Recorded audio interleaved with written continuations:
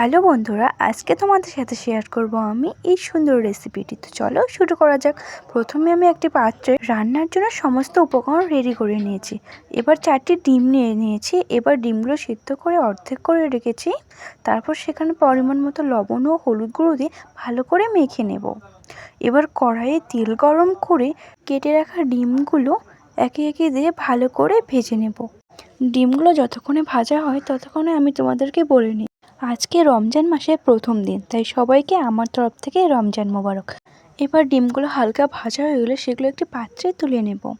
এবার কড়াইয়ে দিয়ে দেবো পেঁয়াজ কুচি, টমেটো কুচি, কাঁচা লঙ্কা, দিয়ে দেবো পরিমাণ মতো লবণ এবং হলুদ গুঁড়ো, আরও দিয়ে দেবো সেখানে রসুন বাটা এবং শুকনো লঙ্কা বাটা, দিয়ে দেবো জিরে গুঁড়ো, ধনে গুঁড়ো এবং গরম মশলা গুঁড়ো। সব কিছু দেওয়া হলে ভালো করে মিক্স করে সেখানে পরিমাণ মতো জল দিয়ে ফুটিয়ে নিলে ব্যাস রেডি আমাদের ডিম কারি।